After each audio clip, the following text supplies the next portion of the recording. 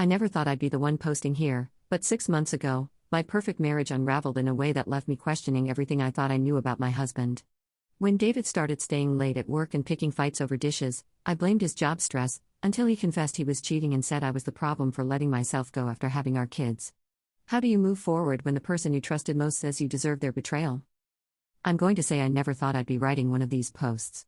6 months ago, if someone had told me my marriage would implode in the most predictable, pathetic way possible, I would have laughed.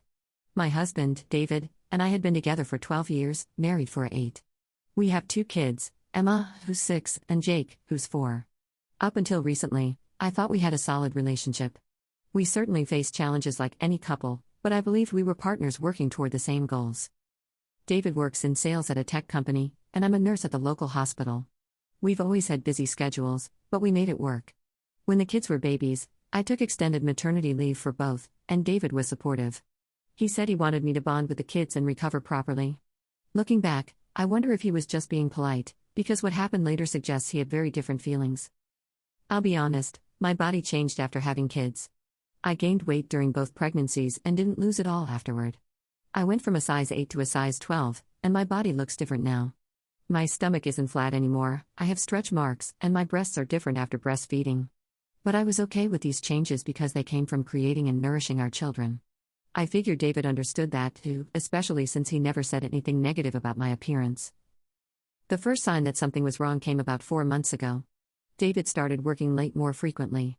It wasn't entirely unusual given his job, but the pattern was different. Instead of occasionally staying late for big projects, he was regularly coming home after 8 p.m. and seemed distracted.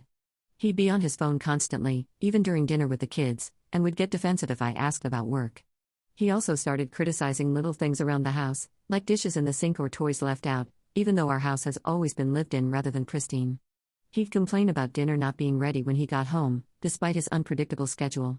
When I pointed out that I was working full-time and managing most of the childcare, he'd say he was just stressed and didn't mean to take it out on me. The second red flag was his sudden interest in fitness and appearance. David had never been particularly vain, but he started going to the gym every morning before work and bought a new wardrobe.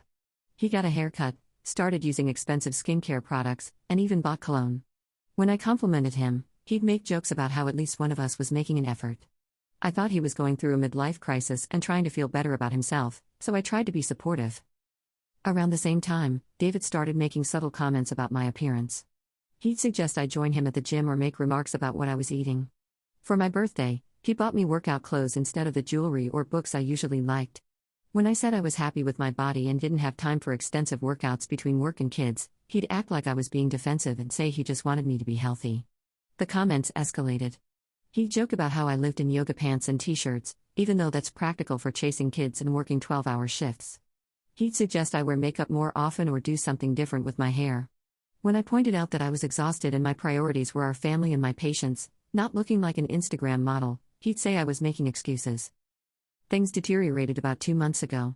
David became distant and irritable, especially with the kids.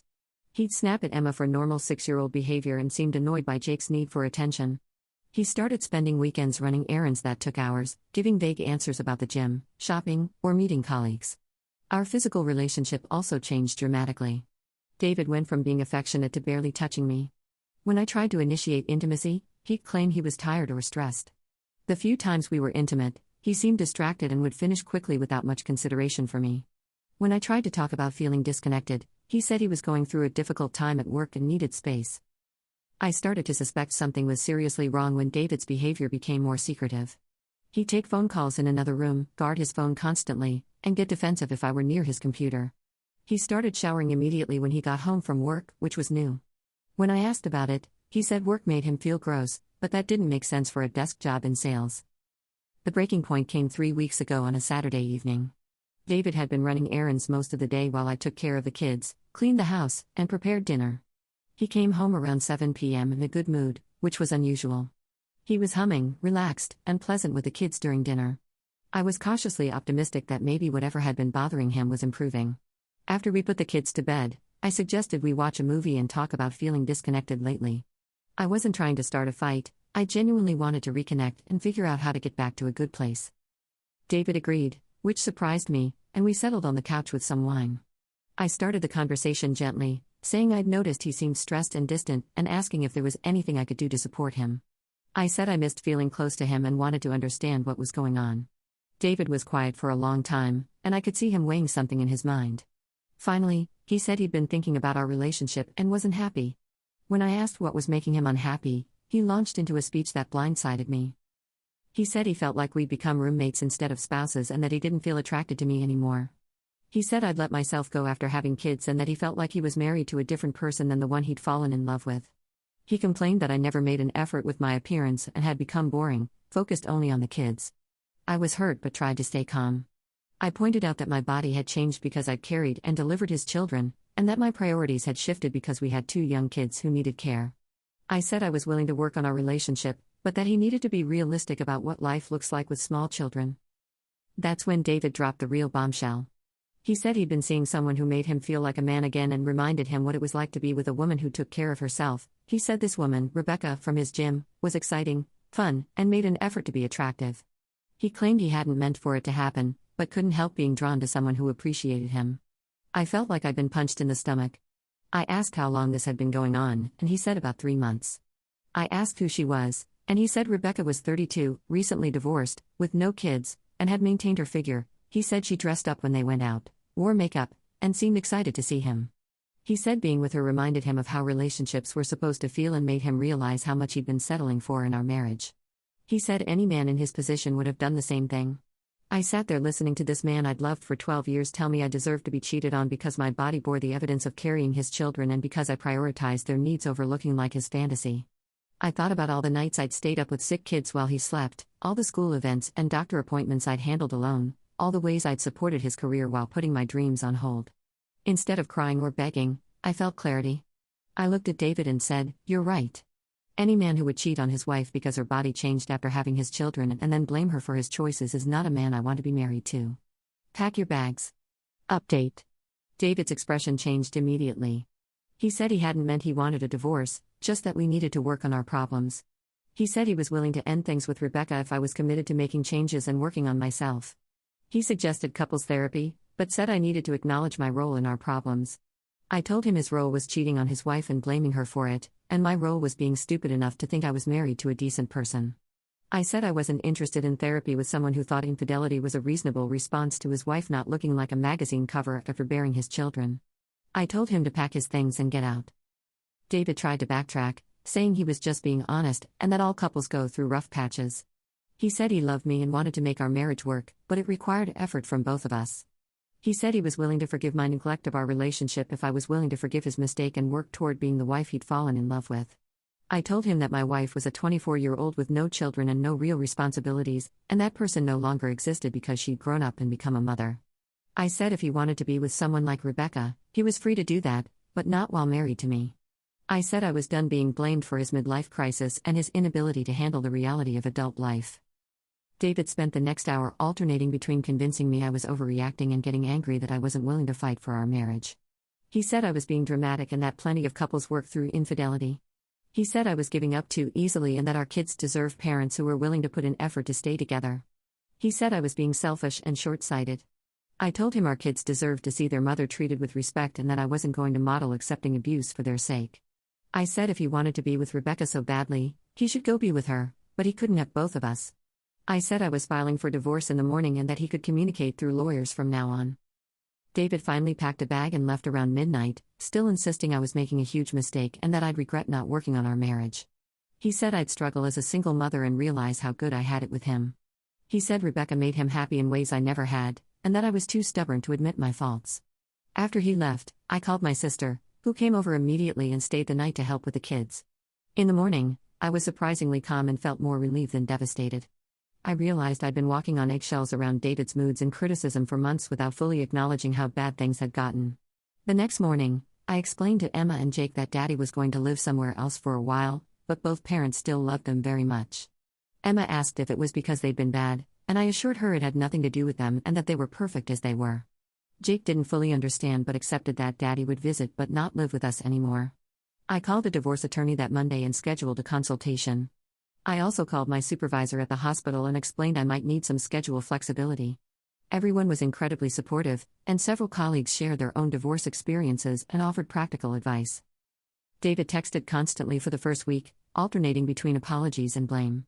He'd send long messages about how he was sorry for hurting me, but that I needed to understand his perspective and work on our issues. He'd follow up with angry texts about how I was being unreasonable and destroying our family over one mistake. I stopped responding after the third day and told him all communication needed to go through my attorney. The most satisfying part happened 2 weeks after David moved out. I was putting the kids to bed when I heard someone pounding on the door and ringing the doorbell repeatedly. I looked through the peephole and saw David, looking destroyed. He was crying, his hair was a mess, and he looked like he hadn't slept in days. I opened the door but didn't invite him in. David started sobbing, saying he'd made the biggest mistake of his life and needed me to forgive him. He said Rebecca had dumped him when she found out he was actually getting divorced and not just having problems at home. She wasn't interested in being with someone dealing with the reality of divorce and custody arrangements. She told him she didn't want anything serious or to deal with someone else's kids or drama. She blocked him on social media and at the gym, and when he tried to talk to her, she told the staff he was harassing her. David said he realized what they had wasn't real and that he'd thrown away his family for someone who never cared about him.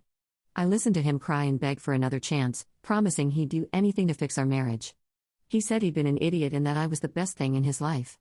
He wanted to come home and be the husband and father we deserved. I told him I believed he was sorry, but I wasn't sorry anymore. I said I'd realized over the past 2 weeks how much happier and more peaceful I felt without his constant criticism and moodiness. I said our kids were more relaxed and fun to be around when they weren't walking on eggshells around his temper. I said, I decided I liked being single better than being married to someone who blamed me for his failures. David broke down, saying he couldn't live without us and that he'd learned his lesson. He promised he'd never cheat again and would appreciate me the way I deserved. He said he'd been going through a midlife crisis and had made terrible decisions but was ready to be better. He begged me not to give up on our family. I told him I wasn't giving up on our family, I was protecting it from him.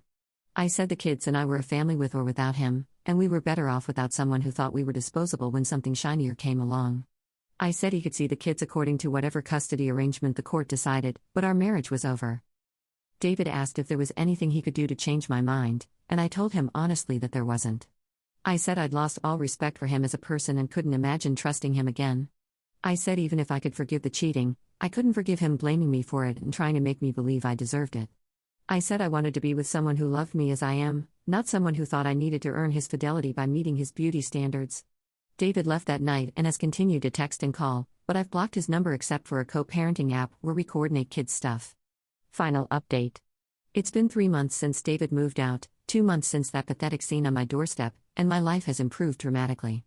The kids and I have settled into a routine that works for us, and I'm amazed by how much more peaceful our home feels without David's negativity and criticism. Emma and Jake have adjusted better than I expected. Emma initially asked why Daddy couldn't just say sorry and come home, but she seems to understand now that sometimes grown-ups make choices that can't be undone. Jake has been more affectionate and talkative since David moved out, which makes me wonder how much his father's moods were affecting him. David has been consistently late for his scheduled time with the kids and has canceled twice in the past month, once for a work event, and once because he wasn't feeling well. The kids were disappointed but not devastated, which tells me they're not as attached to the routine as David claims they should be. When he does take them, he overcompensates with expensive outings and junk food, then brings them home wound up and cranky. I've learned what my friends and family thought about my marriage. My sister admitted she'd been worried about me for the past year because I seemed stressed and unhappy. She said David had become increasingly controlling and critical, and she'd noticed I'd stopped talking about my interests and goals. My best friend from nursing school said she'd seen signs of emotional abuse but didn't know how to bring it up. Several colleagues shared stories about marriages that ended due to infidelity, describing the same pattern of gradual criticism and blame I experienced. I also learned about David's affair through mutual friends. Rebecca had a reputation at the gym for dating married men and dropping them once they became available. She'd done this with at least 2 other guys in the past year, leading them on until they left their wives, then losing interest once the thrill was gone. David's coworkers say his work performance has suffered significantly since our separation. He's been distracted, missed important client meetings, and has been difficult to work with. His boss reportedly told him to get his personal life sorted out before it affected his job permanently. The funniest part has been watching David try to date again. According to a mutual friend, his dating profile emphasizes how much he loves kids and family time and that he's looking for a serious relationship with someone who shares his values. He's been on several dates, but nothing has worked out, possibly because most women his age can see through the recently divorced dad routine. Meanwhile, I've been rediscovering who I am outside of being David's wife and the kids' mom. I started taking a pottery class on Saturday mornings when David has the kids, and I've been reading again for the first time in years. I've been going out with friends and realized how much I'd missed adult conversations that didn't revolve around David's work stress or family logistics. I've lost some weight without trying, probably because I'm not stress eating or drinking wine to cope with David's moods. I've been sleeping better, have more energy, and several people have commented that I look happier and more relaxed. It's amazing what removing a constant source of criticism can do for your well-being. I've also been able to focus more on my career. I've started picking up extra shifts when the kids are with their dad and am considering applying for a supervisory position next year. David used to discourage me from taking on more responsibility at work because he said it would interfere with family time, but now I realize he just didn't want me to have more independence or success. The divorce was finalized last week, and I felt nothing but relief when I signed the papers. David tried one last time to convince me to reconsider, sending a long letter about how much he'd changed and how sorry he was. He said he'd been going to therapy and realized how much he'd taken me for granted. I didn't respond, but kept the letter as a reminder of how easy it is for people to promise change when facing consequences. David had 12 years to be the husband I deserved, and he chose to blame me for his unhappiness and seek validation from other women. I'm not interested in giving him a 13th chance to disappoint me. The kids are thriving in our new normal. Emma has become more independent and confident, helping around the house without being asked. Jake has started sleeping through the night consistently and seems much more settled and happy. Both kids still love their dad and enjoy their time with him, but they see our house as their primary home and source of security. I've been asked if I'm interested in dating again, and honestly, I'm not there yet. I'm enjoying being responsible only for myself and my kids, making decisions without considering someone else's fragile ego, and not worrying about meeting someone else's expectations. If I do date eventually, it will be with someone who sees my stretch marks and my mom's body as evidence of strength rather than failure. The most important thing I've learned is that I don't need someone else's approval to feel good about myself. David spent months trying to convince me I was the problem in our marriage, that I wasn't trying hard enough or caring enough about his needs. But the truth is, I was an excellent wife and mother who deserved better than a husband who would cheat and blame me for it. I'm proud of how I handled David's betrayal and his pathetic attempts to justify it. I didn't beg him to stay or promise to change myself to meet his expectations. I recognized that his behavior was about his character flaws and insecurities, not anything I'd done wrong. I chose to protect my self-respect and my children's well-being over preserving a toxic marriage. Looking back, David's affair was probably inevitable given his entitled attitude and tendency to blame others for his problems. If it hadn't been Rebecca, it would have been someone else eventually. I'm grateful it happened now, while I'm still young enough to build a new life rather than wasting more years trying to meet impossible standards set by someone who will never be satisfied. My advice to anyone dealing with a partner who cheats and blames them for it is simple: believe them when they show you who they are. Don't waste time trying to prove your worth to someone who has already decided you're not enough. You deserve to be loved and respected as you are, not as someone else thinks you should be. Sometimes, the best thing you can do for your family is to remove the person who's making everyone walk on eggshells. The kids and I are building a happy, peaceful life together, and David can either be a positive part of that as their father or continue to be a cautionary tale about what happens when you take good people for granted.